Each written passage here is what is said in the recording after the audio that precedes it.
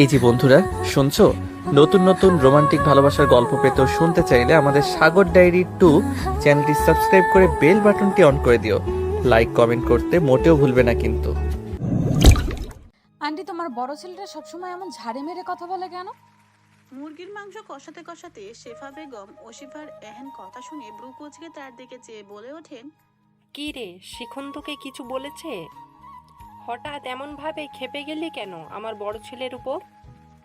অভিমানের সুরে ওসিফা বলে ওঠে, মা ছাদ থেকে শুকনো কাপড় তুলে আনতে বলেছিল কিছুক্ষণ আগে। ছাদে গিয়ে কাপড় তোলার সময় ভুলবশত টান লেগে শিখন ভাইয়ের লাল রঙের টি শার্টটা মেঝেতে পড়ে গিয়েছিল। আর আমাদের হট টেম্পারওয়ালা নেতা সাহেব তখন ভর দুপুরবেলা ছাদের মাঝখানে দাঁড়িয়ে ভিটামিন ডি খাচ্ছিলেন। যে দেখেছে যে তার টি শার্ট নিচে পড়ে গেছে, অমনি আমার উপর এমন ভাবে চেঁচিয়ে উঠেছিল যেন আমি ইচ্ছে করে ফেলেছি। তুমি বলো আন্টি, এখানে কি আমার কোনো দোষ আছে? না, অবশ্যই না। এই ছেলেকে নিয়ে যে আমি কোথায় যাব? একটা মানুষের এত রাগ বা কোথা থেকে আসে কে জানে। তুই কষ্ট পাস না মা? তোমার ছেলে তো চিনি ছাড়া চা খায়। এখন হতে চায়ের মধ্যে 4-5 চামচ চিনি দিও, চিনি গুলিয়ে দিও। পারলে ভাত এবং তরকারির সাথেও তা মিশিয়ে দিও, তাহলে যদি একটু কথায় মিষ্টতা আসে। ওসিফার এহেন কথা শুনে শেফা বেগম হো হো করে হেসে উঠে বলেন, তুই এমনিতে কথা তেমন বলিস না, আর যদি বাই এনি চান্স বলিসও তাহলে এমন একটা একটা কথা বলিস যা শুনে মানুষকে হাসতে হাসতে দম বন্ধ হয়ে মারা যেতে হয়। যা বাসা থেকে দ্রুত গোসল করে আয়। মুরগির মাংস রান্না করছি, দুপুরে একসাথে খাবো। শেফার কথা শেষ হতেই শিখন গামছা দিয়ে চুল মুছতে মুছতে রান্নাঘরে প্রবেশ করে। শিখনকে দেখে ওসিফা মুখ ঝামটি মেরে স্থান ত্যাগ করার জন্য উদ্যত হয়। ওসিফাকে রান্নাঘর হতে বের হয়ে যেতে দেখে শিখন তার উদ্দেশ্যে বলে ওঠে, দুপুরে আমাদের বাসাতেই খেয়ে যা খেপি। ওসিফা দরজার সামনে গিয়ে পেছন ফিরে আর চোখে শিখনের দিকে তাকিয়ে শেফা বেগমের উদ্দেশ্যে বলে ওঠে, আন্টি, তোমার বড় ছেলেকে মানা করে দিও আমাকে যেন খেপি বলে না ডাকে। আমার একটা সুন্দর নাম আছে, আর যদি তা উচ্চারণ করতে সমস্যা হয় তবে আমার সাথে একদম কোনো কথাই বলার দরকার নেই। আর তাকে এও বলে দিও আমার পেট ভরে গেছে। আর এক মুহূর্ত দাঁড়ায় না ওসিফা, দৌড়ে সিঁড়ি বেয়ে নেমে দোতলায় তাদের ফ্ল্যাটে চলে যায়। শিখন প্রশ্নসূচক দৃষ্টিতে তার মায়ের দিকে তাকিয়ে জিজ্ঞাসা করে ওঠে, খেপি এমন খেপে আছে কেন মা? কষানো মাংসে পানি দিয়ে ঢাকনা দিয়ে তা ঢেকে কণ্ঠে জোর এনে শেফা বেগম বলে ওঠেন, এমন ভাব করছিস যেন কিছুই বুঝিস না। মেয়েটার সাথে ছাদে বসে এমনভাবে ঝাড়ি মেয়ে দিয়ে কথা বলছিলিস কেন? মেয়েটা অনেক কষ্ট পেয়েছে। মায়ের কথা শুনে কিছুক্ষণ চুপ করে থাকে শিখন। তারপর আচ্ছা, এই ব্যাপার তাহলে, দেখছি ব্যাপারটা। বলে মাথা দোলাতে দোলাতে নিজের রুমের দিকে পা বাড়ায়। কলিং বেল বেজে উঠতেই ছুটে এসে নীলুফা বেগম সদর দরজা খুলে দেন। বাইরে শেফা বেগম ও তার ছোট ছেলে শাফিনকে দাঁড়িয়ে থাকতে দেখে নীলুফা বেগমের ঠোঁটের কোণে হাসি ফুটে ওঠে। ভাবি, ভেতরে আসেন। অশিফা কোথায় ভাবি? একটু আগে গোসল করে বের হয়েছে, এখন মনে হয় পড়ার টেবিলে গিয়ে বসেছে। ভাবি, অশিফাকে নিয়ে যাচ্ছি। আজকে আমাদের সাথে দুপুরে খাবার খাবে ও। আচ্ছা ভাবি, কোনো সমস্যা নেই। শেফা বেগম আর এক মুহূর্ত দেরি না করে সোজা অশিফার রুমে গিয়ে তাকে টেনে নিয়ে 4 তলায় তাদের ফ্ল্যাটে চলে যান। ডাইনিং রুমে নিয়ে অশিফাকে একটা চেয়ারে বসিয়ে দেয় শেফা বেগম। অশিফার গালে হাত রেখে বলে ওঠেন, এই মেয়ে, তোর চোখ মুখ এমন ফোলা ফোলা কেন? কান্না করেছিস? উত্তর দেয় না ওসিফা। শেফা বেগম কিছুটা দূরে আরেকটা চেয়ারে বসে থাকা শিখনের দিকে চোখ গরম করে তাকিয়ে কিছু একটা বলেন ইশারায়। সাথে সাথে শিখন চেয়ার হতে উঠে ওসিফার সামনে এসে দাঁড়ায়। আর কোনোদিন ঝাড়ি দিয়ে কথা বলবো না আমি। আসলে তখন মাথা গরম থাকায় তোর উপর রাগ দেখিয়ে ফেলেছি, যেটা একদম উচিত হয়নি। একজনের রাগ আরেকজনের উপরে দেখানোটা আসলেই যুক্তিহীন। সরি রে খেপি। কয়েকটা ডেয়ারি মিল্ক চকলেট এগিয়ে দেয় শিখন। ওসিফা জোরপূর্বক মুচকি হেসে হাত বাড়িয়ে তা নিতে গেলেই কি একটা ভেবে যেন শিখন চকলেটগুলো সরিয়ে নেয়। শিখনের কেন যেন মনে হচ্ছে ওসিফা তার ঝালালো কথায় কষ্ট পেয়ে কান্না করেনি। চকলেটগুলো শেফা বেগমের হাতে দিয়ে সে বলে ওঠে, হুম, আগে ভাত খাবি, তারপর আম্মু তোর হাতে চকলেট দেবে। তার আগে না।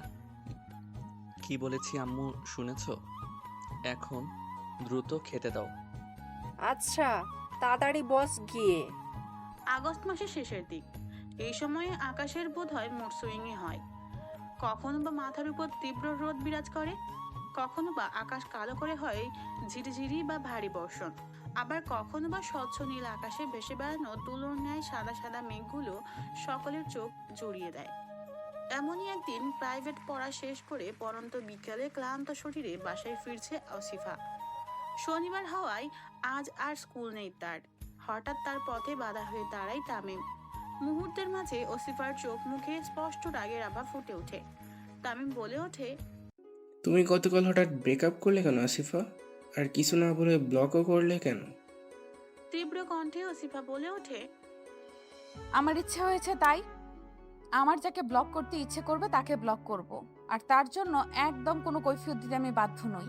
এবার আসি ব্রেকআপের কথায়। তুমি তো একটা চিটার। কি ভেবেছো আমি কিছুই জানবো না? তোমার সব কীর্তিকলাপ সম্পর্কে আমি জেনে গেছি। আমারই বেস্ট ফ্রেন্ডের সাথে লুকিয়ে লুকিয়ে দেখা করো, ঘুরতে যাও, আর ভেবেছো আমি কিছুই জানবো না? তোমরা দুজনেই তো বেইমান। আজকের পর থেকে যদি কখনো আমার সাথে কথা বলার চেষ্টা করো তবে তুমি শেষ। পথ ছাড়ো আমার। আসিফার দিকে আরো এক কদম এগিয়ে তামিম বলে ওঠে। যদি না ছাড়ি? আসিফা ফুঁসতে ফুঁসতে বলে ওঠে, আমার জীবনটাকে তো ওলটপালট করে দিয়েছিস। আর কি করতে চাইছিস বল আমাকে, বল। আসিফা ছোটবেলা হতেই শান্তশিষ্ট, আর বিজ্ঞান বিভাগের ছাত্রী হওয়ায় তো পড়াশোনার চাপে আরো শান্তশিষ্ট হয়ে গেছে। এমন শান্তশিষ্ট মেয়ের মাঝে হঠাৎ এমন আক্রমণাত্মক রূপ দেখে ভীত হয়ে যায় তামিম। তামিমকে আরো অবাক করে দিয়ে পাশ থেকে বড় একটা ইট তুলে নিয়ে তার দিকে তেড়ে যায় আসিফা। আর ফের যদি তোকে আমার সামনে দেখেছি তো তোর একদিন কি আমার যে কয়দিন লাগে। তামিম আর এক মুহূর্ত সেখানে দাঁড়ায় না, দৌড়ে দৃষ্টি সীমানার বাইরে চলে যায়। হাত থেকে ইটটা ফেলে দিয়ে আসিফা সেদিকে তাকিয়ে কেঁদে ওঠে। তোর মতো পরোক্ষ মেয়েও যে প্রেম করতে পারে তা স্বপ্নেও ভাবিনি আমি। তা বাসায় জানি এ কথা? পেছন হতে হঠাৎ এহেন কথা কানে ভেসে আসতেই আটকে ওঠে, পিছন ঘুরে তাকায় আসিফা। সামনে দাঁড়িয়ে থাকা মানুষটাকে দেখে ভয়ে সারা শরীর তার কাঁপতে শুরু করে দিয়েছে। এবার যদি এই লোকটা তার বাবা মাকে এইসব কথা বলে দেয়। পেছন হতে এহেন কথা কানে ভেসে আসতেই আটকে উঠে পিছনে ঘুরে তাকায় আসিফা। সামনে দাঁড়িয়ে থাকা মানুষটাকে দেখে ভয়ে সারা শরীর তার কাঁপতে শুরু করে। এবার যদি এই লোকটা তার বাবা মাকে এইসব কথা বলে দেয়। কাঁপা কণ্ঠে আসিফা বলে ওঠে। শিখন ভাই, আপনি এখানে? আসিফার দিকে তীক্ষ্ণ দৃষ্টিতে তাকিয়ে গম্ভীর কণ্ঠে শিখন বলে ওঠে। এই তো একটা মিটিং থেকে ফিরছিলাম, ভাবলাম সিএনজিতে না চড়ে শর্টকাট ধরে অলিগলি দিয়ে হেঁটেই বাসায় যাই। শিখন ভাই প্লিজ, আপনি কাউকে কিছু বলবেন না। আর আব্বু যদি জানতে পারে এইসব তাহলে আমাকে একদম মেরেই ফেলবে। আচ্ছা, তা না হয় না বললাম। তবে এই বয়সটা আবেগের জোয়ারে ভাসিয়ে রাখে মানুষকে। যে সাঁতরে কুলে পৌঁছাতে পারে সে জীবনে কিছু একটা করতে পারে। আমার আশা ছিল তুই অন্তত ডুববি না, কিন্তু আজ তা মিথ্যা প্রমাণিত হয়ে গেল। ডুবলি তো ডুবলি, তাও আবার ওই তামিমের জন্য। ওর সম্বন্ধে কিছু জানতিস না আগে থেকে? একেই কেন তোর বয়ফ্রেন্ড বানাতে হলো? এর চেয়ে ওই যে আমাদের পাশের গলির যে রিফাত তোকে পছন্দ করে, ওর সাথে প্রেম করতি। ছেলে তোর চেয়ে খাটো, তাতে কি লয়াল তো হতো। শিখনের কথা শুনে লজ্জায় মাথা নুয়ে দেয় আসিফা। নিজের উপর তার বড্ড রাগ হচ্ছে। তা কতদিনের রিলেশন তোদের? 2.5 বছরের। তবে ওর সাথে আর কোনো সম্পর্ক নেই আমার। চিট করেছে আমার সাথে। বলেই হু হু করে কেঁদে ফেলে আসিফা। আসিফার কথা শুনে শিখন 2 কদম পেছনে সরে যায়, অবাক কণ্ঠে বলে ওঠে। হোয়াট? 2.5 বছর? 2.5 বছর পর এসে চিনেছিস ওকে? অথচ একটু খোঁজ নিলেই ওর সম্বন্ধে সব জানতে পারতি। তোর মাথায় তো একদম ঘিলু নেই দেখছি। তাহলে রেজাল্ট এত ভালো করিস কিভাবে? অসিফা শিখনের দিকে এগিয়ে যায় কিছুটা। তার কিছুতেই শিখনকে ভরসা হচ্ছে না। যদি সে তার বাসাতে সব বলে দেয়। অনুরোধের সুরে শিখনের উদ্দেশ্যে বলে ওঠে, শিখন ভাই প্লিজ আব্বু আম্মুকে কিছু বলবেন না, নাহলে তারা কষ্ট পাবে অনেক। আচ্ছা বলবো না যা, তবে এই কথাটা আরও আগে ভাবা উচিত ছিল তোর। এখন বাসায় চল, সন্ধ্যা নেমে আসছে। আর যেতে যেতে বল আসলে কি হয়েছে ওর সাথে, আর একটু আগে ওভাবে ওকে ইট নিয়ে ধাওয়াও বা করলি কেন? বাসার দিকে অগ্রসর হতে হতে ওসিফা সবকিছু শিখনকে খুলে বলতে থাকে। বাসায় ফিরেই ওসিফা দেখে গ্রাম হতে তার দাদি এসেছে। ওসিফার খুশি আর দেখে কি, দৌড়ে গিয়ে দাদির গলা জড়িয়ে ধরতেই জুলেখা বেগম ঝাড়ি দিয়ে তার গলা হতে ওসিফার হাত সরিয়ে দেন। এই এই সর সর, আমারে ধরবি না একদম। আমার সাথে এত খাতির পাতাইয়া আসার কোনো দরকার নাই। আর তুই আইসস বাইরে থাইকা, গতরে ধুলাবালি নিয়া কোন আক্কেলে আমারে জড়াইয়া ধরছস তুই? লজ্জায় কান্না চলে আসে অসিফার। জুলেখা বেগম হাঁক ছেড়ে নীলুফা বেগমকে ডাকতেই রান্নাঘর হতে ছুটে আসেন তিনি। মুখমণ্ডলের রাগের আভা ফুটিয়ে তুলে জুলেখা বেগম বলে ওঠেন, মেজে বউ, তোমার কাজ বাজ তো একদম ভালা না। মাইয়া সন্ধ্যা মাথায় কইরা বাড়ি আসলো আর তুমি কিছুই কইলা না। আম্মা তো প্রাইভেট পড়তে যায়, তাই আস্তে আস্তে সন্ধ্যা হয়ে যায় আর কি। জুলেখা বেগমের মুখমণ্ডলে ফুটে ওঠে রাগের মাত্রা আরো বেড়ে যায়। ছ্যাদ করে উঠে বলেন, সন্ধ্যার সময় মাইয়া মানুষের আবার কিসের প্রাইভেট? কাল দিয়া কোনো প্রাইভেট নাই ওর। ওসিফা অশ্রুসিক্ত নয়নে নীলুফা বেগমের দিকে তাকাতেই তিনি বলে ওঠেন, ওসিফা দ্রুত তোর রুমে যা, ফ্রেশ হয়ে অজু করে নামাজ পড়ে তারপর পড়তে বস, দ্রুত যা। ওসিফা রুম হতে বের হয়ে যেতেই নীলুফা বেগম তার শাশুড়ির উদ্দেশ্যে বলে ওঠে, রাগ করবেন না মা, ওসিফা আমাদের মেয়ে, তার ভালো মন্দ সম্বন্ধে বুঝি আমরা। আপনি অন্তত ওর বিষয়ে কিছু বলবেন না। আপনি ওর দাদি, তবে দাদি হিসেবে কখনো কোনো দায়িত্ব তো পালন করেননি। ওকে যখন প্রথম হসপিটাল থেকে বাসায় নিয়ে এসেছিলাম তখন ওকে শুয়ে দেখেছিলেন না আপনি, শুধুমাত্র মেয়ে বলে। চুলায় তরকারি দিয়ে এসেছি মা, আসছি। হন হন করে রুম হতে বেরিয়ে রান্নাঘরে চলে যান নীলুফা বেগম। জুলেখা বেগম অবাক হয়ে সেদিকে তাকিয়ে থাকেন। নীলুফা বেগমকে এর আগে কখনো এত প্রতিবাদী হতে দেখেননি তিনি। অবশ্য মনে তার পাহাড় সম রাগও বাসা বাঁধে নীলুফা বেগম ও ওসিফার বিরুদ্ধে। রাতে সকলে একসাথে খেতে বসেছে। রুই মাছের মাথার এক পাশ চিবোতে চিবোতে জুলেখা বেগম বলে তার মেজো ছেলে আসিফ খন্দকারের উদ্দেশ্যে বলে ওঠেন, দত্তক নেওয়া মাইয়ার প্রতি তোরা একটু বেশি আদর্শ হাক দেখাইয়া ফেলছস না বাবু? ড্রয়িং রুমে উপস্থিত সকলে বিস্ফোরিত নয়নে জুলেখা বেগমের দিকে চেয়ে পড়ে। আসিফ খন্দকার কিছু বলে ওঠার আগে আবার তিনি বলে ওঠেন, তোর বউ বন্ধা তা মাইনা নিছিলাম আমি, বাচ্চার দত্তক নিবি সে কথাও মাইনা নিছিলাম, কিন্তু দত্তক নিলি তাও নিলি একটা মাইয়া। এরে দিয়া তোদের ভবিষ্যৎ কি ক আমার একটু? তোর সব সম্পত্তি নিয়া তো সেই শ্বশুর বাড়ি যাইয়া ঠাই গাড়বে। একখান ছেলে পেলে যদি দত্তক নিতি তাহলে জায়গার জিনিস জায়গায় থাকতো না। আর তোর বউ যে এই মাইয়ার খালি পালিত মা হয়েই যে তেজ দেখায় বাবা। হুঙ্কার দিয়ে উঠেন আসিফ খন্দকার। আম্মা, আসিফ অবাক দৃষ্টিতে তার বাবার দিকে তাকিয়ে বলে ওঠে, আমি তোমাদের দত্তক নেওয়া মেয়ে, আসল মেয়ে নই, তাই তো বাবা? কথাটা শেষ হতেই চোখ হতে নোনা জল গড়িয়ে পড়ে ওসিফার। সে তার বাবা মায়ের দত্তক নিয়ে আমি শুনে কষ্ট না পেলেও জুলেখা বেগমের বলা কথাগুলো তার বুকে তীরের মতো এসে বিঁধেছে। এক মুহূর্ত আর ডাইনিং রুমে থাকে না ওসিফা। ছুটে নিজের বেডরুমে প্রবেশ করে ছিটকিনি তুলে দেয় দরজার। পেছন হতে আসিফ খন্দকার ও নীলুফা বেগম বারবার ডাকলেও সে আর পিছনে ফিরে তাকায়নি। আম্মা, এটা বলা কি খুব দরকার ছিল? আজ পর্যন্ত ওকে আমরা বুঝতে দেইনি যে ও আমাদের দত্তক নেয়া মেয়ে, কিন্তু আপনি করলেনটা কি? আর ছেলে মেয়ে নিয়ে বৈষম্য করার অভ্যাস বোধহয় আপনার কোনোদিনই যাবেন না। আপনার সম্পত্তি নিয়ে খুব মাথা ব্যথা আম্মা, কিন্তু নিজের ছেলে যে কতটা সুখে আছে তার চোখে পড়লো না আপনার?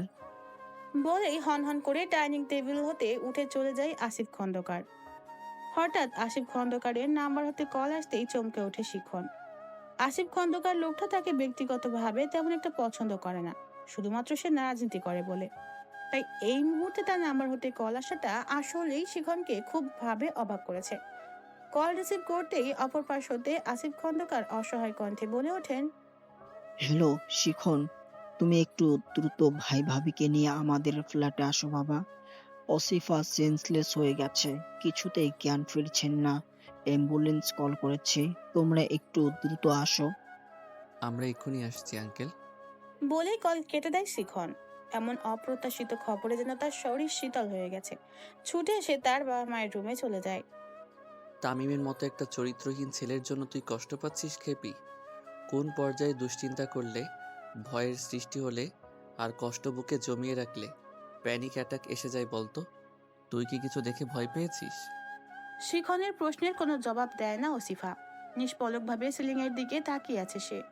অসিফার জ্ঞান ফিরেছে আরো 1 ঘন্টা আগে। ঘড়িতে এখন রাত 3:20। একটু আগেও কেবিনে তার বাবা মা সহ সকলেই উপস্থিত ছিল। শিখন জোর করে তাদেরকে খাবার খেতে পাঠিয়ে দিয়েছে। আসিফাকে নীরব থাকতে দেখে কিঞ্চিত রাগ এসে ভর করে শিখনের মনে। রাগ নিয়ন্ত্রণের জন্য দ্রুত কেবিনের বাইরে চলে যায় সে। শিখন কেবিন হতে বের হয়ে যেতেই টুপ করে 1 ফোঁটা যেন জল গড়িয়ে পড়ে অসিফার চোখ হতে। অসিফা কিভাবে তাকে বুঝায়, শুধু প্রেমিকের ভালোবাসা পাওয়ার দিক থেকেই সে দুর্ভাগিনী নয়। বাবা আর মা বাদে যে তার আর কিছুই নেই আপন বলতে। যাদের এতদিন আপনজন ভেবে এসেছে তারা কেউ তার আপনজন নয়, আর না তাকে ভালোবাসে। এতদিন পরে এসে তাকে কিভাবে পরিবার হতে সরিয়ে দিবে সেই নীল নকশা আঁকছে তার দাদি ও প্রিয় বড় চাচা চাচি। রাতে খাবার টেবিল হতে উঠে যাওয়ার পর আসিফ খন্দকার ও নীলিফা বেগম অনেক ডাকাডাকি করার পরেও আসিফা দরজা খুলছিল না।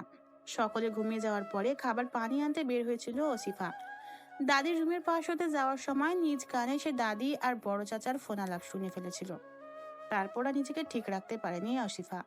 ছুটে পুনরায় নিজের রুমে চলে গিয়েছিল, কিন্তু তখন আর দরজা লাগিয়ে দেওয়ার মতো শক্তিটুকুও ছিল না তার শরীরে।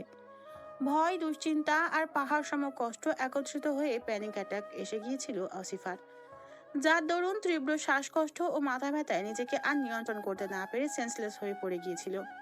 আর হাতের গ্লাসটা মেঝেতে পড়ে তীব্র শব্দ করে ভেঙে চূর্ণ বিচূর্ণ হয়ে গিয়েছিল, যার শব্দ শুনেই আসিফ খন্দকার ও নীলিফা বেগম হন্তদন্ত হয়ে ছুটে এসেছিলেন ওসিফার রুমে।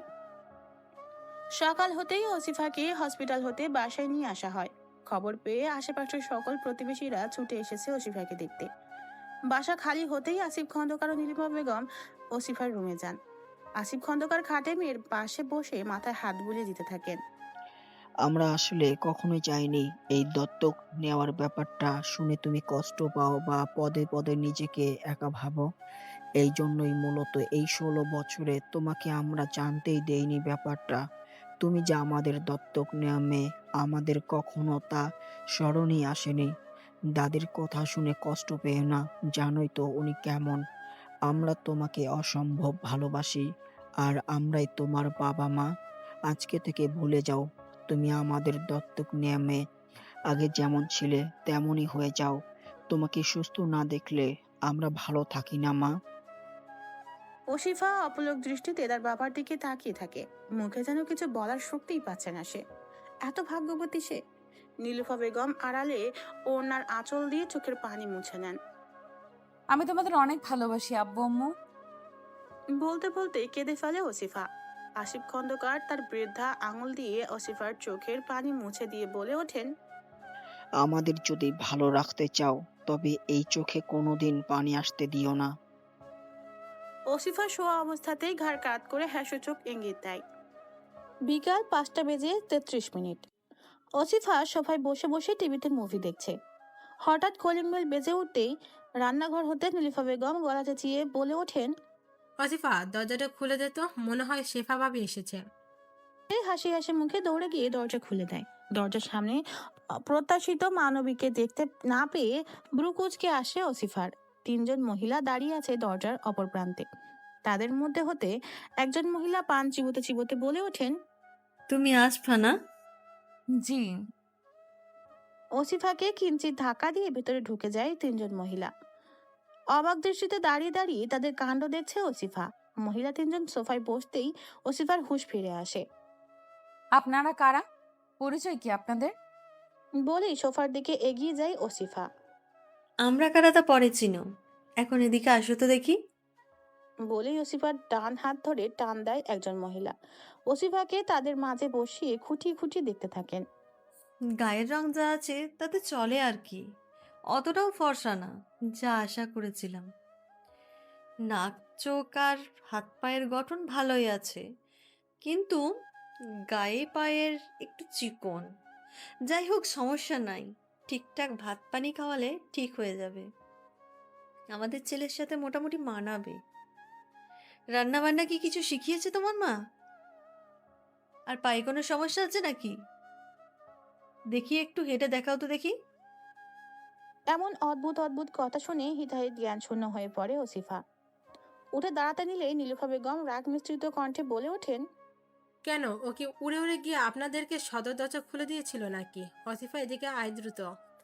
ওসিফা দ্রুত পায়ে তার মায়ের কাছে যেতে তিনি বলে ওঠেন, অচেনা মানুষ এসেছে, দেখেছিস যখন তখন আমাকে ডাক দিলি না কেন? আর এনাদের ঢুকতেই বা দিলি কেন? ওসিফা ভীতু চোখে নীলুফা বেগমের দিকে তাকিয়ে বলে ওঠে, ওনারা তো ঠেলে ভেতরে প্রবেশ করেছে আম্মু। পরিচয় জিজ্ঞাসা করেছি, তাও বলেনি। কেমন কেমন ব্যবহার করছেন ওনারা আমার সাথে। ওসিফার হাতে নুডলসের বাটি ধরিয়ে দিয়ে তাকে রুমে পাঠিয়ে দেন নীলুফা বেগম। নীলুফা বেগমের এমন রাগান্বিত ভাবমূর্তি দেখে ঘাবড়ে যান মহিলা তিনজন। নীলুফা বেগম তাদের দিকে তীক্ষ্ণ দৃষ্টিতে তাকিয়ে বলেন, কি হলো, বলছে না কেন? আমার মেয়েকে উড়ে উড়ে গিয়ে আপনাদের দরজা খুলে দিয়েছিল? কারো বাসায় এভাবে কেউ প্রবেশ করে? আর আমার মেয়েকে এত নিকৃষ্টভাবে জাজ করার অধিকার দিয়েছে কি আপনাদের?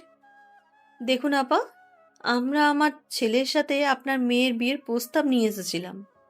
কার অনুমতি নিয়ে এসেছেন? আমাদের সাথে কখনো যোগাযোগ হয়েছে কি এ বিষয়ে? আমরা তো আমাদের মেয়ের বায়োডাটাও কোনো ঘটকে দেইনি। তবে কার ইনভাইটেশনে এসেছেন ঠিক আছে, মেয়ের অভিভাবকদের সাথে কথা না বলে, তাদের অনুমতি না নিয়ে কোন আক্কেলে মেয়েকে যাচাই বাছাই করা শুরু করেছিলেন? আমাদের মেয়ের এখনো বিয়ের বয়সী হয়নি, খোঁজখবর নিয়ে টার্গেট করে যখন এসেছেন, তবে এটাও তো জানার কথা। দেখুন আপা, আপনি ভুল ভাবছেন আমাদের। আপনি এমনভাবে কথা বলছেন কেন? আমি কি খুব শখ করে এমন আচরণ করেছি বলে মনে হচ্ছে আপনাদের? আপনাদের আচার আচরণ আমার মাথার রক্ত উঠিয়ে দিয়েছে। মেয়ে দেখতে এসেছেন ভালো কথা, আগে তার বাবা মাকে ডাকুন, কথা বলুন, তাদের সম্মতি চান মেয়ে দেখার জন্য। যতই মেয়ে না দেখাতাম, অন্তত এমন ব্যবহারটা তো আর বাধ্য করতেন না। আর আপনারা মেয়ে হয়ে কিভাবে এমন আচরণ করেন? মেয়ের গায়ের রং, চোখ মুখ, হাত পায়ের গঠন, পায়ের সমস্যা আছে কিনা, এগুলো দিয়ে বিচার করেন মেয়েকে? তা মেয়ে দেখতে যাওয়ার আগে কি খোঁজ খবর নেননি? সৃষ্টিকর্তার সৃষ্টি অশেষ সুন্দর, সেই সৃষ্টি নিয়ে জাজ করা বা রং তামাশা করার অধিকার আপনাকে কে দিয়েছে? ভালোই ভালোই বলুন কার কথা এখানে এসেছেন, নতুবা পুলিশ ডাকতে বাধ্য হব এবং বাল্য বিবাহের জন্য প্রস্তাব দেওয়ায় জেলের ভাত খেয়ে ছাড়বো আপনাদের। নীলুফা বেগমের কথায় ভীত চোখে মহিলা তিনজন একে অপরের দিকে চাওয়াচাওয়ি করে। অতঃপর পাত্রের মা আমতা আমতা করে বলে ওঠে, আপা, আমরা আপনার শাশুড়ির বাপের বাড়ির এলাকার লোক। আপনার শাশুড়ির কথাতেই আমরা আপনার মেয়েকে দেখতে এসেছি। আসিফ খন্দকার সবে ঘুম থেকে উঠে ফ্রেশ হয়ে ড্রয়িং রুমে প্রবেশ করেছেন। ইতোমধ্যে এমন কথোপকথন শুনে তিনি গর্জে ওঠেন, আম্মা, আম্মা, দ্রুত ড্রয়িং রুমে আসেন তো। কি হয়েছে, এমন ডাকতেছিস কেন? এনারা কারা? আমি কি আপনাকে একবারও বলেছি ওসিফাকে বিয়ে দেব? আম্মা, ছেলে খুঁজেন তো। ওর তো এখনো বিয়ের বয়সী হয়নি, সবেমাত্র দশম শ্রেণীতে পড়ছে। কয়েক মাস পরে মেয়েটার এসএসসি পরীক্ষা। আপনার কাজ বাজের জন্য মেয়েটা কষ্ট পাচ্ছে, রেজাল্টও খারাপ হয়ে যেতে পারে আপনার জন্য। আর আপনারা তিনজন প্লিজ আজ আসতে পারেন। মহিলা তিনজন বাসা হতে বের হয়ে যেতেই আসিফ খন্দকার পুনরায় বলে ওঠেন, আপনার জন্য মেয়েটাকে গতকাল মাঝরাতে হসপিটালে নিতে হয়েছে। কেন আপনি ওকে সহ্য করতে পারেন না? কেন একটু দাদির আদরের ভাগও পায় না? আপনাকে তো ও অসম্ভব ভালোবাসে, তবে সে কেন আপনার থেকে এক ফোঁটা ভালোবাসা পায় না আম্মা? বড় ভাই আর ছোট ভাইদের ছেলে মেয়ের তো কত আদর করেন, তবে আমার মেয়ের ক্ষেত্রে এমন অবিচার কেন? একটু কি মায়া হয় না আম্মা? কাল বড় ভাই আপনাকে এসে নিয়ে যাবে, ব্যাগপত্র গুছিয়ে রাখবেন, আর যখন যা প্রয়োজন হবে আমাকে কল করবেন, আমি পাঠিয়ে দিব বা নিজে গিয়ে দিয়ে আসবো।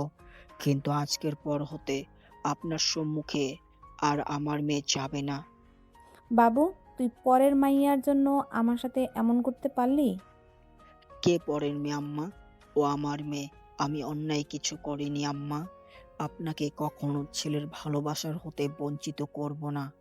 কিন্তু দয়া করে আম্মা আমাদেরকে সন্তানহীন করার আর চেষ্টা করবেন না। কেন আপনার চোখে আমার সুখটা একটু পরিলক্ষিত হয় না আম্মা?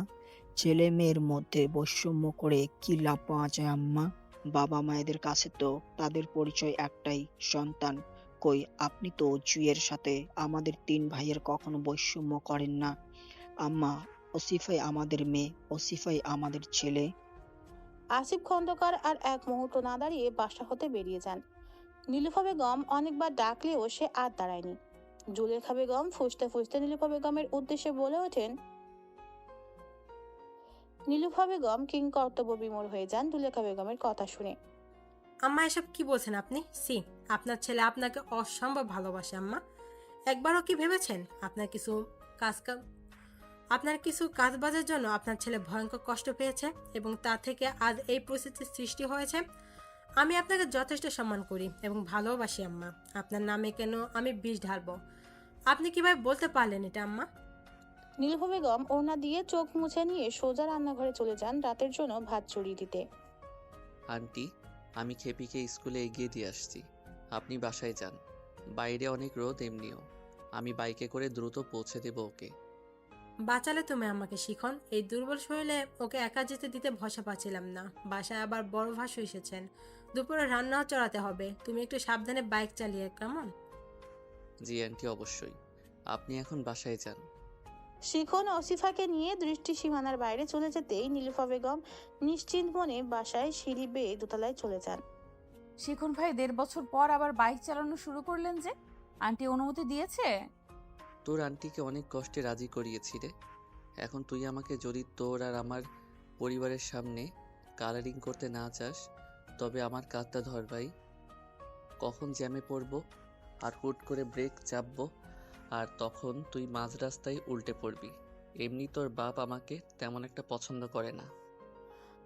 ওসিফা চরম দ্বিধাদ্বন্দ্বে ভুগেও কাপা হাতটা শিখনের কাঁধে রাখে।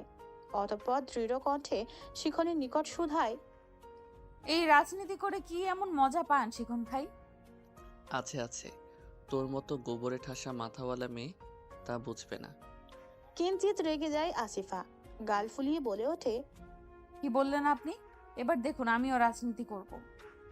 হো হো করে হেসে উঠে শিখন বলে। শুধুমাত্র আমার ওপর প্রতিশোধ নেওয়ার জন্য তুই তোর ডাক্তার হওয়ার স্বপ্ন বাদ দিয়ে রাজনীতিবিদ হবি এখন খেপি? ওসিফা কিছু বলার আগেই লম্বা জামে এসে আটকে যায় তাদের বাইক। আসসালামু আলাইকুম ভাই। পরিচিত কারো কণ্ঠ শুনে শিখন পাশে ফিরতে দেখে তার ভার্সিটিরই এক ছোট ভাই। মুখে কিঞ্চিত হাসি ফুটিয়ে শিখন বলে ওঠে। ওয়ালাইকুম আসসালাম, কেমন আছো হৃদয়? এই তো ভাইয়া ভালোই আছে। পেছনে কে? আমাদের ভাবি নাকি? এহেন কথা শুনে শিখন বিস্ফোরিত নয়নে ওসিফার দিকে তাকাতেই ওসিফা একটা চোখ টিপ্পনি দিয়ে বিড়বিড়িয়ে বলে ওঠে। হ্যাঁ, আমি আপনাদের ভাবি ভাইয়া, শিখন খানের একমাত্র গার্লফ্রেন্ড। শিখন যেন কথা বলার ভাষাই খুঁজে পাচ্ছে না। কি কেমন দিলাম নেতা সাহেব? শিখন যেন কথা বলার ভাষাই খুঁজে পাচ্ছে না। অবাকের শীর্ষে পৌঁছে হা হয়ে পেছন ফিরে আসিফার দিকে তাকিয়ে থাকে সে। ভাবিকে নিয়ে আমাদের বাসায় গিয়ে বেরিয়ে আসবেন ভাই, আম্মু অনেক খুশি হবে। শিখন অবাক চোখে হৃদয়ের দিকে কিছুক্ষণ তাকিয়ে থেকে যেই কিছু বলতে যাবে অমনি জ্যাম ছেড়ে দিতে হৃদয় বাইক স্টার্ট দিয়ে মুহূর্তের মাঝে দৃষ্টি ছাড়িয়ে বহু দূর চলে যায়। শিখন হা হয়ে এক ধ্যানে সেদিকে তাকিয়ে থাকে। ওসিফা শিখনের ঘাট ধরে ঝাঁকি দিয়ে বলে ওঠে। শিখন ভাই দাঁড়িয়ে আছেন কেন? আমার লেট হচ্ছে তো, লেট হয়ে যাচ্ছে তো। একটু আগে কি বললি তুই? কই কি বললাম আমি? তুই আমার গার্লফ্রেন্ড কবে থেকে হলি? শিখনের কথায় শব্দ করে হেসে উঠে ওসিফা বলে। আপনি আমাকে একটু আগে অপমান করলেন না, তার জন্য ছোট্ট করে একটু প্রতিশোধ নিলাম আর কি। নিন এখন ঠেলা সামলান কিছুদিন, আর দ্রুত চলুন এখন। আমাকে নিশ্চিত আজকে মিস দাঁড় করিয়ে রাখবে ক্লাসের বাইরে। তোকে তো আমি আজকে সন্ধ্যায় দেখছি। স্কুল থেকে আয় আজকে তুই। বলেই বাইক স্টার্ট দেয় শিখন। কি রে বেটা, জীবনেও প্রেম করবি না বলতে শেষ পর্যন্ত একটা স্কুলে পড়া বাচ্চা মেয়ের সাথে প্রেম করা শুরু করেছিস? না, একদিক দিয়ে ভালোই করেছিস। আমাদের দেশের অধিকাংশ মেয়ের ফ্যামিলি ছেলের চাকরি পাওয়া পর্যন্ত একটু অপেক্ষা করতে পারে না। কেন ভাই, 2টা বছরের অপেক্ষা করলে কি এমন সমস্যা হয়ে যায়? আমাকে দেখ, চাকরি পেতে এখনও 2-3 বছর সময় লাগবে শুনে আরশিকে বিয়েই দিয়ে দিল। বেকার ছেলের সাথে মেয়ের বিয়ে দেবে না তারা? কত করে রিকোয়েস্ট করলাম মাত্র 2টা বছর অপেক্ষা করতে, কিন্তু করলোই না। কি আর করার, সব বাবা মাই তো মেয়ের ভালো চায়, তবে তারা যদি একটু সাপোর্টিভ হয় তাহলে আমাদের মতো রাহাত আরশিদের কি আর জিন্দা লাশ হয়ে বেঁচে থাকা লাগে? রাহাতের কথায় শিফন কপাল চাপড়ে বলে ওঠে, তোর কষ্টটা তো বুঝি রে বেটা, কিন্তু তোকে আমার প্রেমের কথা কে বলেছে? হৃদয়, কোথায় যে যাব আমি? আরে ওটা আমার গার্লফ্রেন্ড না, আমাদের বিল্ডিংয়ের 2 তলায় যে অসিফা থাকে ওকে দেখে হৃদয় ভাবছে আমার গার্লফ্রেন্ড। মেয়ে তো খারাপ না, তা গার্লফ্রেন্ড বানিয়ে ফেল। তুই কি চাচ্ছিস আমার জীবনও তোর মতো হয়ে যাক? মেয়ের বাপ রাজনীতি পছন্দ করে না, আমার সাথে মেয়ে দেবে বলে মনে হয় তোর? আমার আম্মুর তো বিশাল শখ অসিফাকে তার বড় ছেলের বউ বানাবে। তাহলে আর চিন্তা কিসের, লেগে পড় বেটা, মেয়ের বাপকে আমরা সামলাবো। তুই চুপ কর তো, আমি যাচ্ছি, আমার মিটিং আছে একটা। তুই সারা জীবন মিটিংই করে যা, তোর আর প্রেম করা বা বিয়ে শাদী কিছু করার দরকার নেই।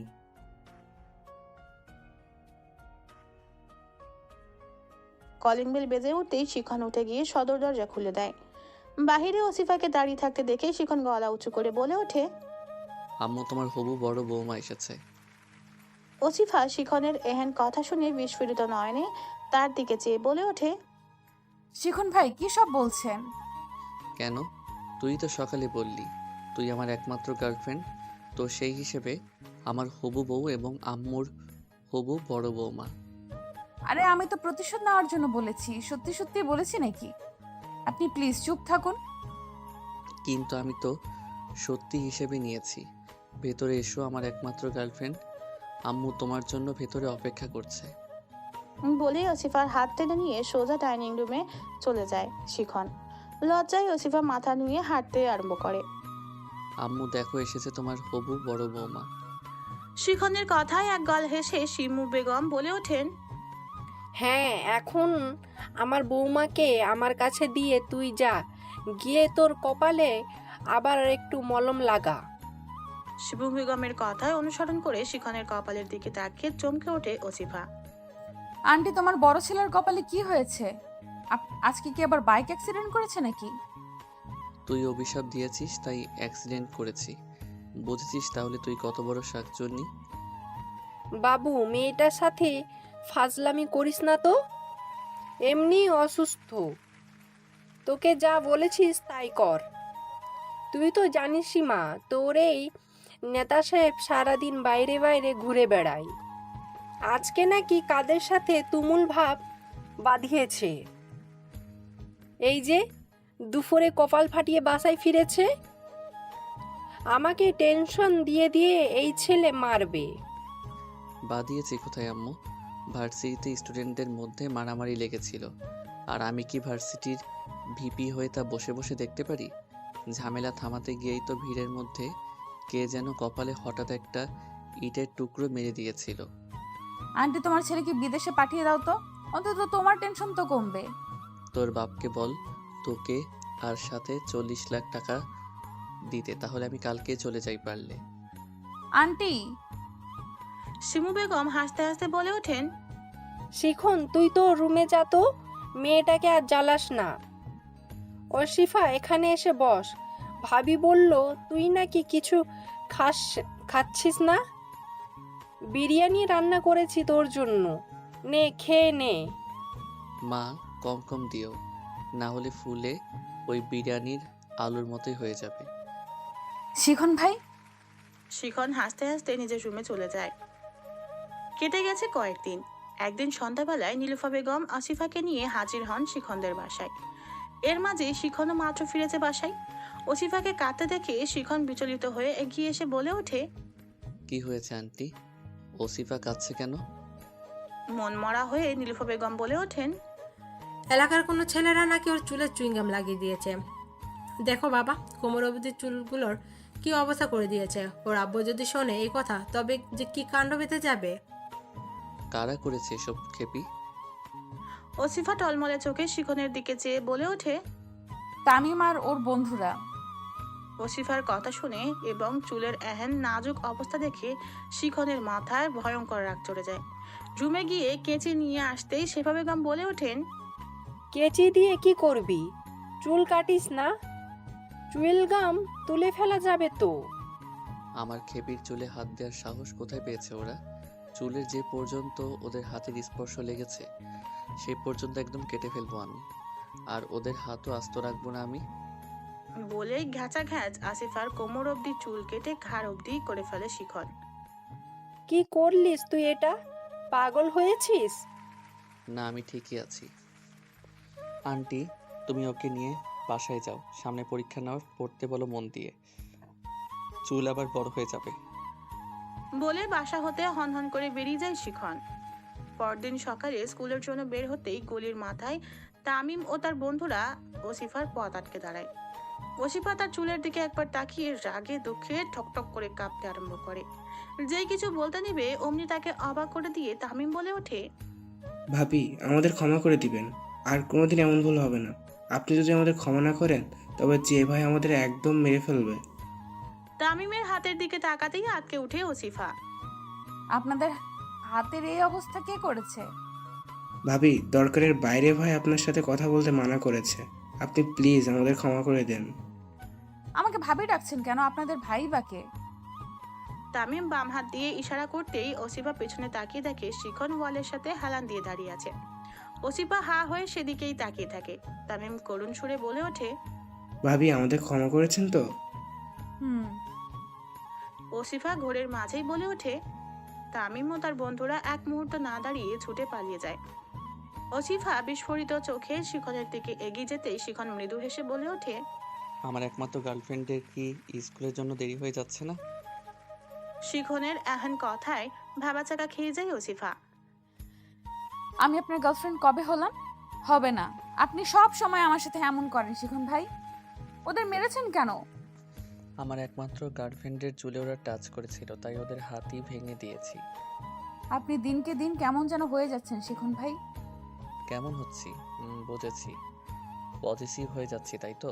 পজিটিভ তো আগেও ছিলাম, কিন্তু তা দেখানোর মতো সাহসটা ছিল না। এখন হুট করেই সাহস বেড়ে গেছে কিভাবে যেন। আপনি নির্ঘাত পাগল হয়ে গেছেন। আমাকে থ্যাঙ্কস দাও বাচ্চা, তোমার এক্সকে দিয়েই তোমায় ভাবি ডাকিয়েছি। ভবিষ্যতে তোমার আশেপাশে আসারও সাহস পাবে না। শিখনের সমগ্র আচরণটাই যেন মাথার উপর দিয়ে যাচ্ছে ওসিফার। বাচ্চা বলে সম্বোধন করায় ওসিফার রেগে মেগে বলে ওঠে।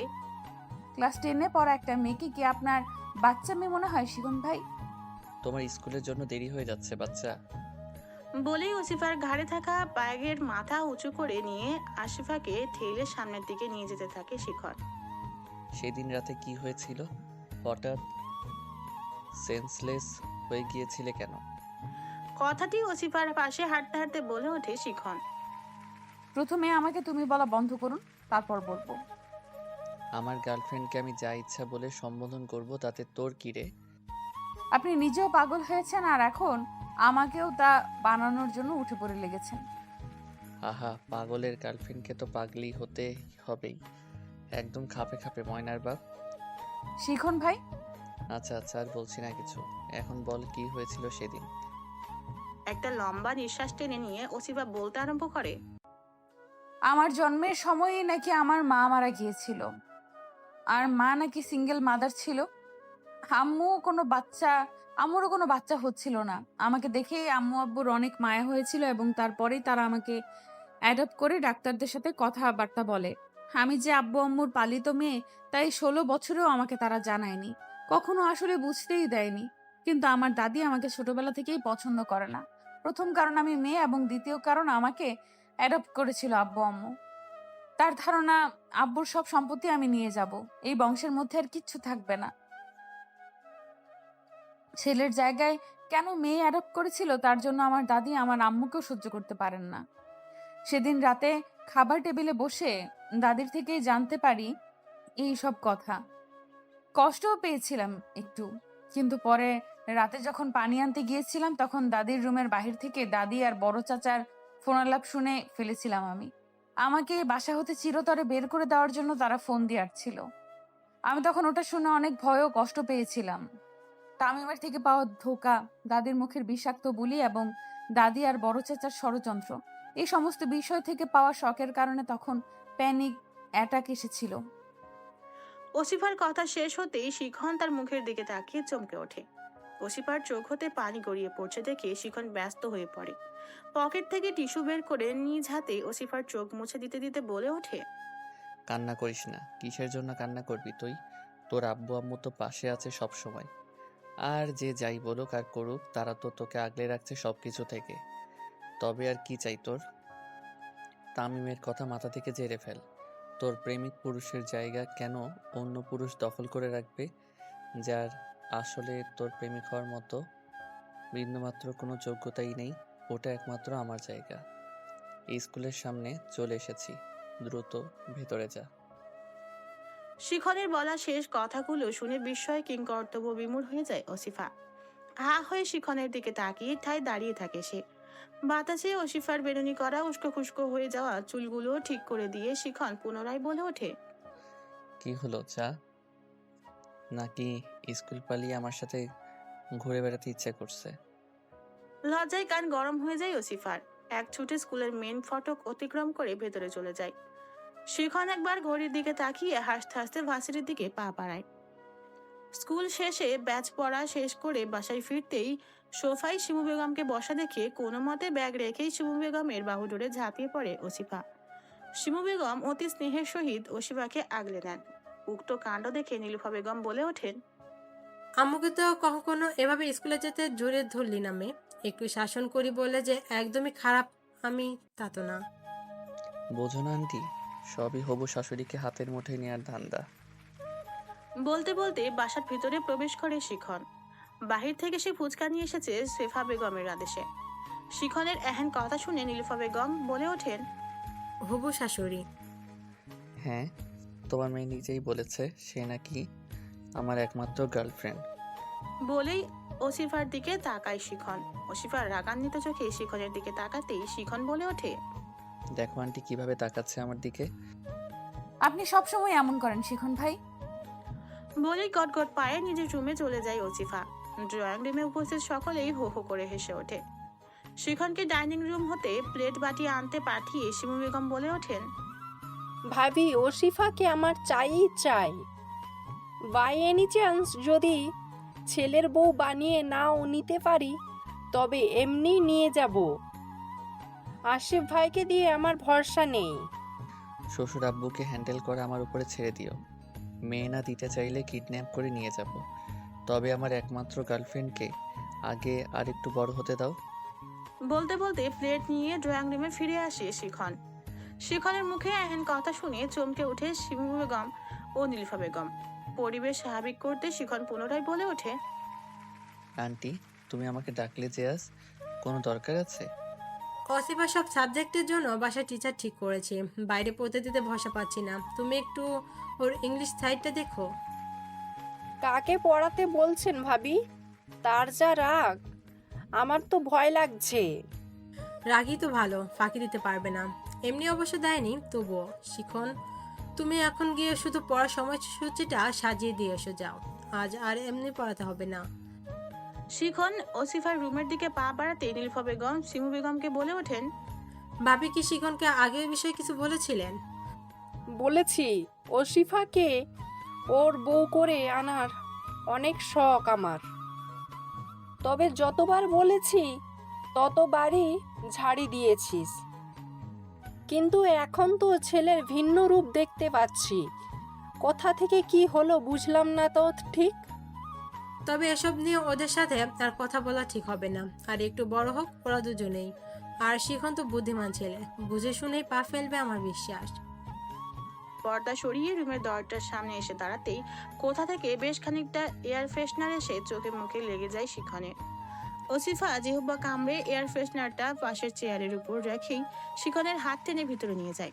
কেউ দেখেছে কিনা তা পর্যবেক্ষণ করে স্বস্তির নিঃশ্বাস নেয় সে।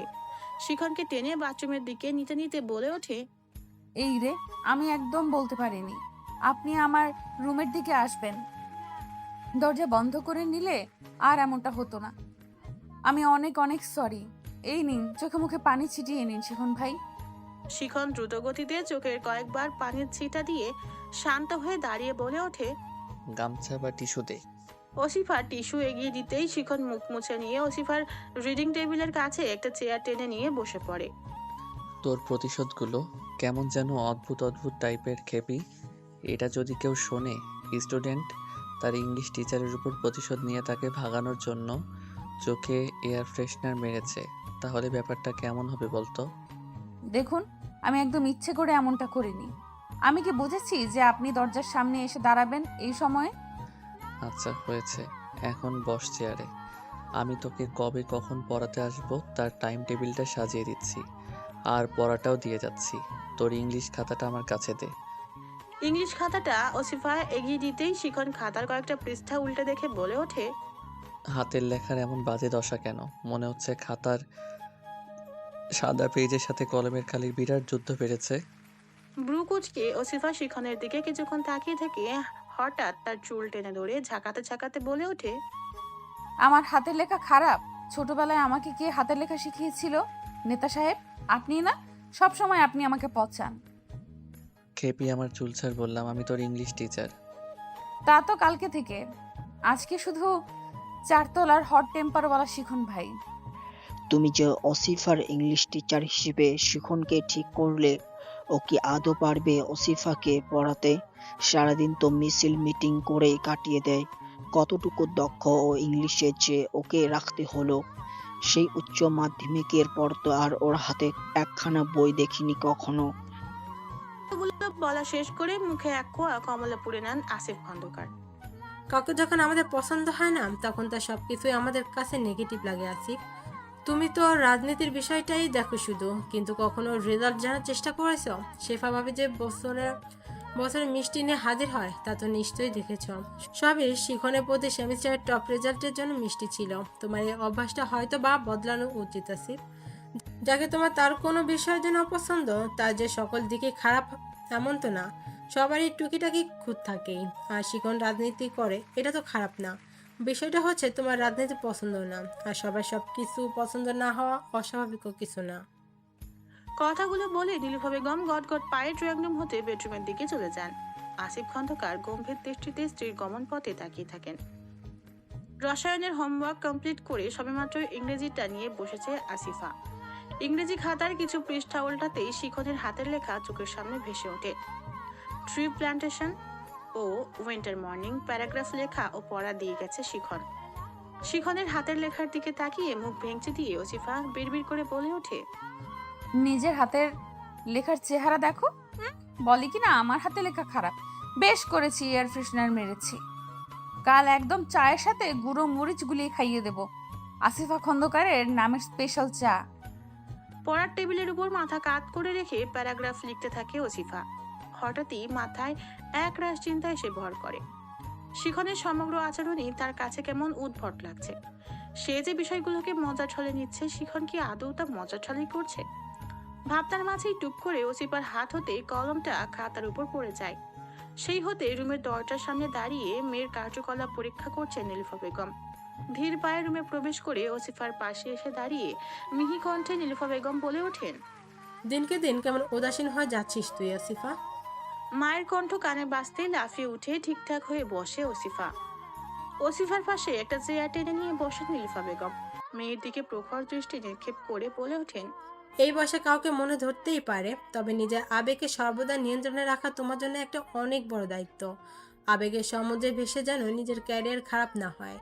তোমার কোনো কিছুতেই কোনোদিন আমরা অভিযোগ করব না, তবে নিজের কর্মকাণ্ডের জন্য যেন নিজের কখনো কপাল চাপড়াতে না হয় বা আফসোস করতে না হয়। এই কথাটা হয়তো আমি আর কোনো দিনও রিপিট করব না।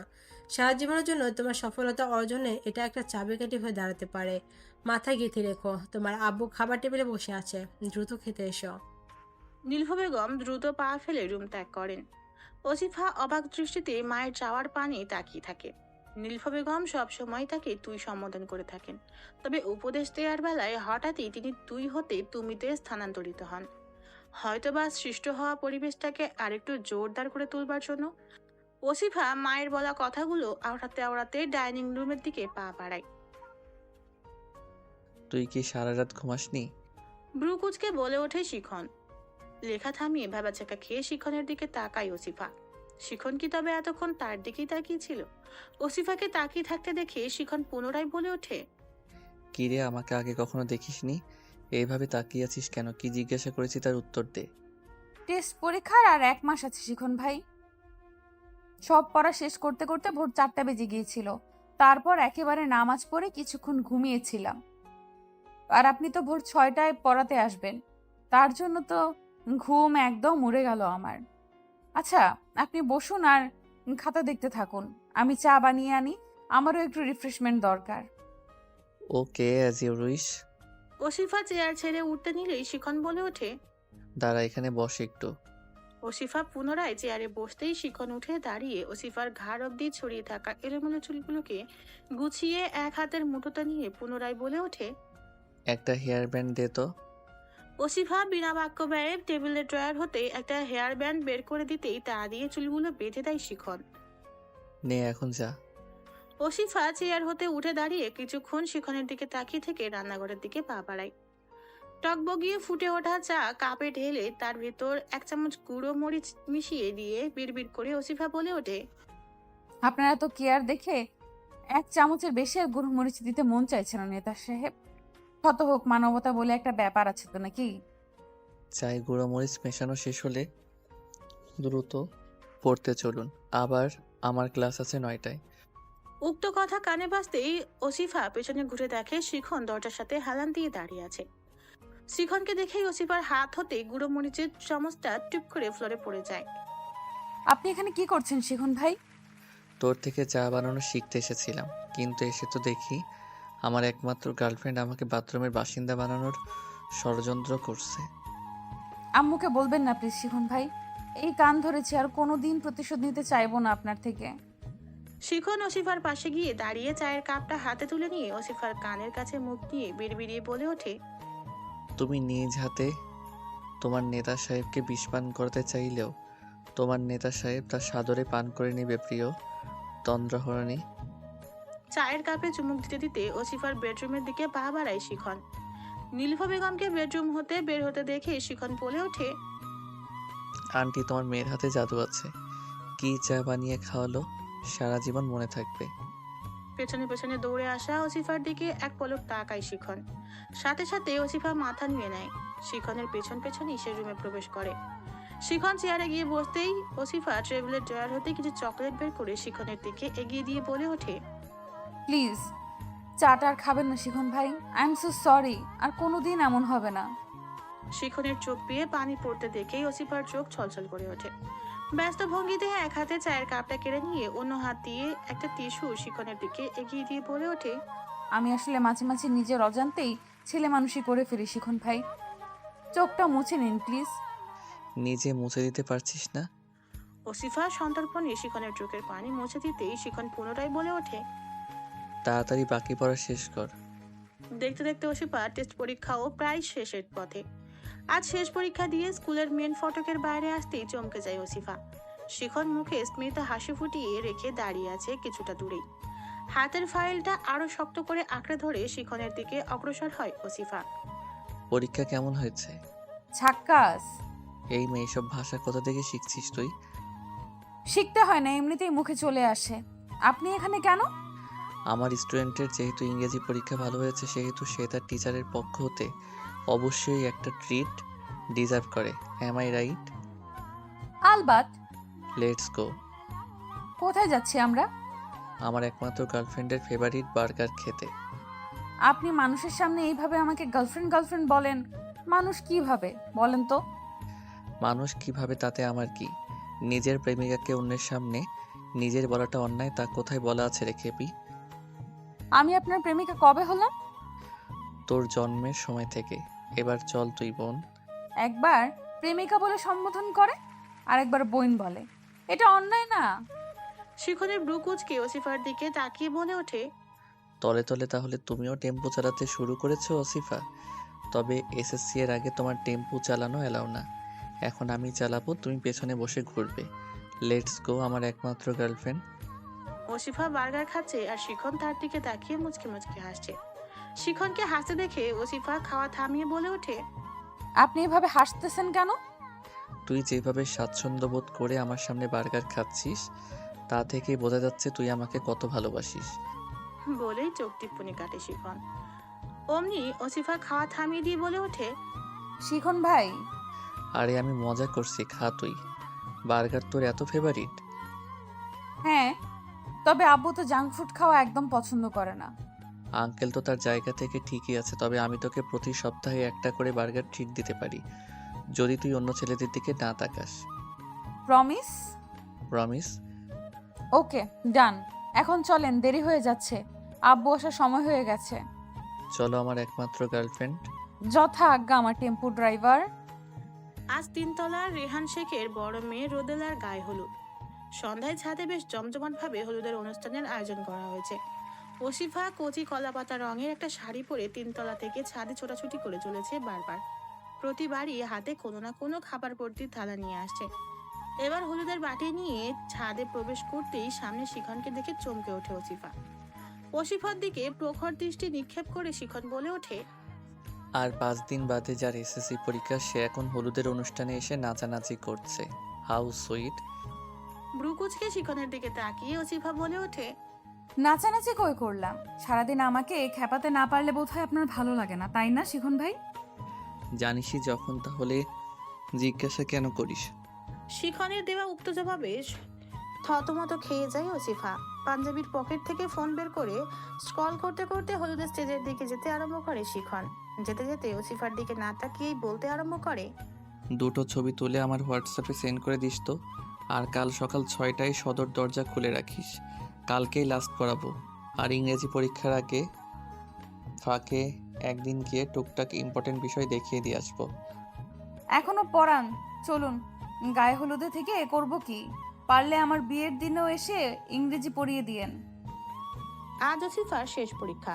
পরীক্ষা দিয়ে হল থেকে বেরোতেই মেন ফটকের সামনে শিখনের দাঁড়িয়ে থাকতে দেখে ওসিফা একগাল হেসে সেদিকে দৌড়ে যায়। আপনি এসেছেন? আমার একমাত্র গার্লফ্রেন্ড আসতে বলেছে আর আমি আসবো না? পরীক্ষা কেমন হলো? খুব ভালো। চল বাসার দিকে যাই তাহলে। কিছুটা সামনে ফুচকাওয়ালাকেও দেখে এসেছি, একসাথে ফুচকা খাবো আজ। বলে সেদিকে হাঁটতে আরম্ভ করতেই ওসিফা হঠাৎ শিখনের হাত ধরে টেনে নিয়ে বিপরীত পথে হাঁটা শুরু করে। উল্টো পথে যাচ্ছিস কেন? আজ আসিফা তার একমাত্র টেম্পো ড্রাইভারের সাথে রিক্সা করে সারা শহর ঘুরতে মন চাইছে। বাসায় যেতে লেট হলে তোকে আঙ্কেল বকবে তো। আব্বু বাসায় নেই, রাত হবে আসতে, আম্মুকে ম্যানেজ করতে পারবো আমি। শিশু পার্কের সামনে রিক্সা এসে থামতেই বাইরে থেকে পার্কের ভেতরের একটা ফাঁকা দোলনা দেখে চোখ চকচক করে ওঠে ওসিফার। কিছু না বলেই রিক্সা হতে নেমে ছুটে পার্কের ভিতরে যেতে নিলেই গেটের সামনে থেকে তাকে আটকে দেয় কিছু লোক। প্রবেশের টিকিট না কাটলে ভিতরে ঢোকা যাবে না। শিখন চোখ দিয়ে ইশারা দিতেই লোকগুলো ওসিফাকে ভিতরে যাওয়ার সুযোগ করে দেয়। ওসিফা একবার শিখনের দিকে তাকিয়ে স্মিত হেসে দৌড়ে ভিতরে গিয়ে ফাঁকা দোলনাটা দখল করে নেয়। শিখন টিকিট কেটে ভিতরে ঢুকে ওসিফার দিকে এগিয়ে গিয়ে দাঁড়ায়। ওসিফাকে ঝড়ের গতিতে দোল খেতে দেখে শিখন মুচকি হেসে ওঠে। এই মুহূর্তে তার পুরনো দিনের কথাগুলো খুব মনে পড়ছে। খুব ছোটবেলা হতেই তারা একই বিল্ডিংয়ে থাকছে। ছোটবেলাতে প্রতি শুক্রবার সেফা বেগম ও নীলফা বেগম ওসিফাকে নিয়ে এই পার্কেই আসতেন। শিখনও ছুটির দিন হওয়ায় প্রায়ই তাদের সাথে আসতে বাধ্য হতো। যদিও ছোটবেলা হতেই তার শিশু পার্কের প্রতি তেমন একটা ঝোঁক ছিল না, ওসিফার বরাবরই ছোটবেলা থেকে দোলনার প্রতি প্রবল ঝোঁক। ফ্রক পরিহিতা ও ঘাড় অব্দি চুলগুলো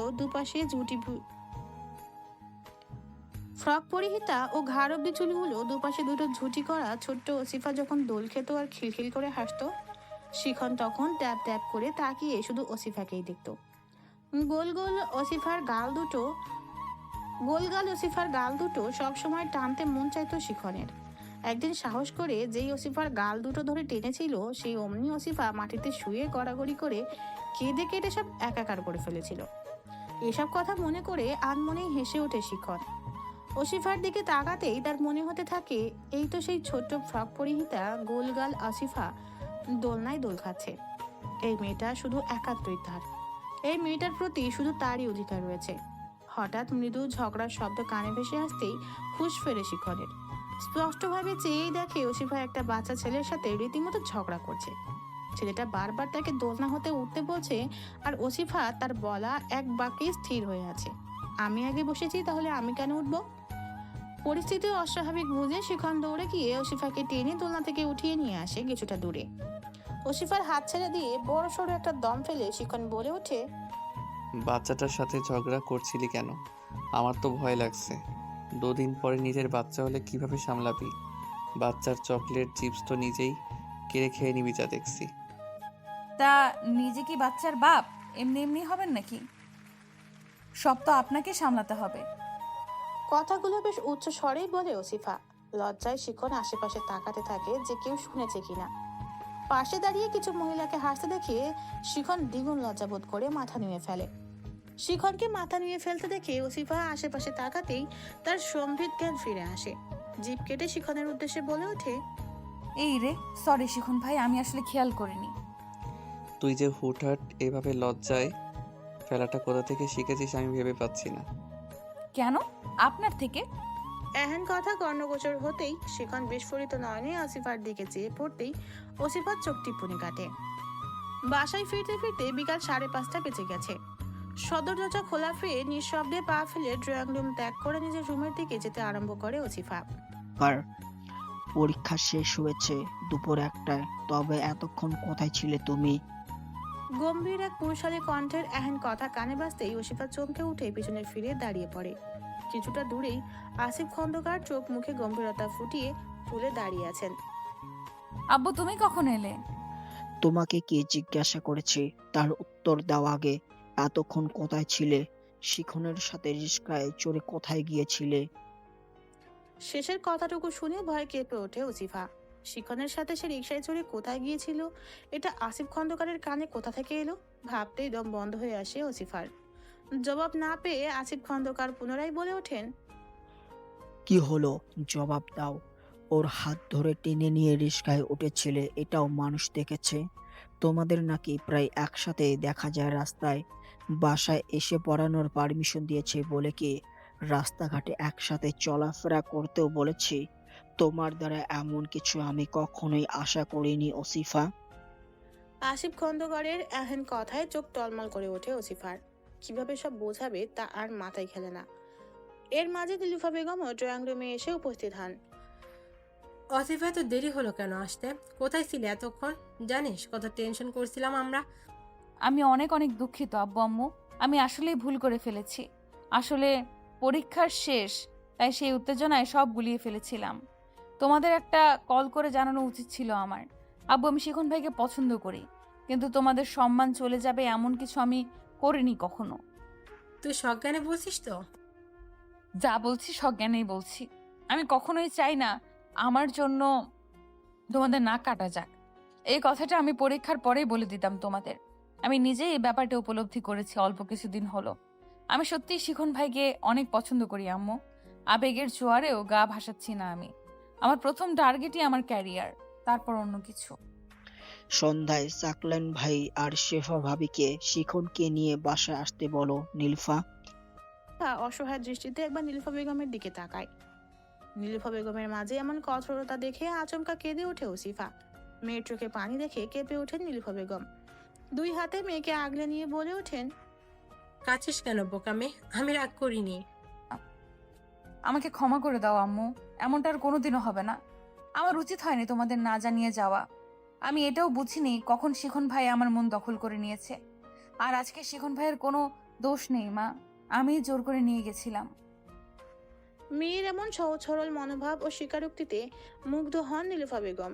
মেয়েটা পারলে তো তাদের রাস্তাকে অপব্যবহার করে মিথ্যা কাহিনীও তাদের কাছে উপস্থাপন করতে পারত, যেটা বর্তমানে প্রায় সংখ্যক টিনেজার করে থাকে। নীলুফা বেগম মেয়ের মাথায় হাত বুলিয়ে দিয়ে বলে ওঠেন, সারা জীবন এমনি থাকিস আব্বু আম্মুর কাছে, তবে জীবনে কোনো সিদ্ধান্ত নেওয়ার সময় একটা বার তোর আব্বু আম্মুকে তাতে সামিল করিস। এখন যা দ্রুত ফ্রেশ হয়, আমি এখনই খাইনি। ওসিফা মুগ্ধ নয়নে তার মায়ের দিকে চেয়ে থাকে। তার আব্বু আম্মুকে সে তার সাথে দরকারে কঠোর হতে দেখেছে, আবার কোমল হতেও দেখেছে। যার জন্যই হয়তো এখন পর্যন্ত জীবনে কোনো প্রবল বাধার সম্মুখীন সে হয়নি, কিন্তু কোনো না কোনোভাবে তারা তাকে পার করে দেয় সবকিছু হতে। শিখন ছেলেটাও তাকে সকল খারাপ ভালো মুহূর্তে আগলে রাখে। আব্বু আম্মুর পরে সেই একজন যে তাকে সঠিক পথে ধাবিত হওয়ার নির্দেশনা দিয়ে থাকে। এমন মানুষকে কেই বা হারিয়ে যেতে দিতে চায়? ওসিফা সৃষ্টিকর্তা দরবারে লাখো কোটি শুকরিয়া জানায় এবং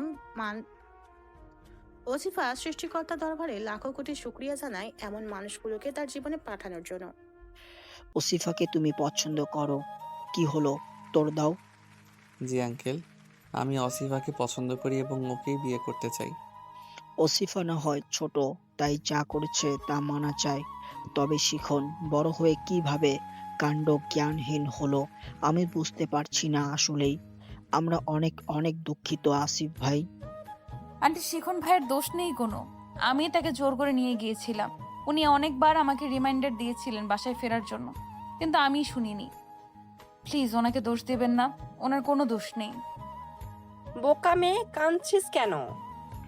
তুমি যেহেতু ওসিফার হতে বেশ বড়, তাহলে তোমার এটাও তো বোঝার কথা। এই বয়সটাতে মানুষ আবেগে ভাসতে থাকে। একবার নিজেকে নিয়ন্ত্রণ করতে না পারলে মানুষ ধ্বংস পড়ে। তোমার অন্তত নিজের ফিলিংস শেয়ারের ক্ষেত্রে সচেতন হওয়া উচিত ছিল। আঙ্কেল, আমার কর্মকাণ্ডের জন্য আমি অত্যন্ত দুঃখিত। আশা রাখছি পুনরায় এমন ভুল হবে না আমার দ্বারা। অসিফাকে আমি আমার জীবন সঙ্গিনী করতে চাই, তবে তাও মেডিকেলে অ্যাডমিশন নেবার পর। আমি আমার মেয়েকে কোনো অনিশ্চয়তার ঠেলে দিতে চাই না। তোমার নিজের জীবনেরই নেই কোনো নিশ্চয়তা। তুমি আমার মেয়েকে কিভাবে আগলে রাখবে? ভাই ভাবি, আপনারা প্লিজ ওকে বোঝান একটু। আমার একটাই মেয়ে ওসিফা। প্রতিটা বাবা মাই তার সন্তানের ভালো চায়, আমিও মানি তা আঙ্কেল। আর মেয়েদের নিয়ে তাদের বাবারা যে একটু বেশি কেয়ারফুল তাও জানি। একজন বাবা কখনোই তার মেয়েকে অনিশ্চয়তার মাঝে ঠেলে দিতে চান না। তবে আমাকে দেখে নিশ্চয়ই দায়িত্বহীন মানুষ মনে হয় না। সাহস করে দায়িত্ব যখন নিতে চাইছি, তবে অবশ্যই নিজের জীবন দিয়ে হলেও আমার অমূল্য রত্নকে আমি আগলে রাখবো। প্লিজ একবার আমার উপর ভরসা রাখুন আঙ্কেল। আমার রাজনীতির জন্য অন্তত ওর উপর কখনো কোনো ইফেক্ট পড়বে না। আপনার মেয়ে আপনার কাছে এসে সবসময় জোর গলায় বলতে পারবে সে সুখে আছে। আসিফ খন্দকার এক পলক নীলুফা বেগমের দিকে তাকাতেই তিনি বলে ওঠেন, আল্লাহর উপর ভরসা রেখে ছেলেটার হাতে মেয়েকে তুলে দিলেই দেখ। আমার কলিজার টুকরোকে তোমার হাতে তুলে দিলাম। আমার আস্থার মান রাখবে আশা করছি। আমার সেই কবে থেকে শখ এই পুতুলটাকে আমাদের ঘরে নিয়ে সাজিয়ে রাখবো। ভাই, একটাবার ভরসা করেই দেখুন। শেফা বেগমও বলে ওঠেন। বেশ কিছুক্ষণ নিশ্চুপ থাকেন আসিফ খন্দকার।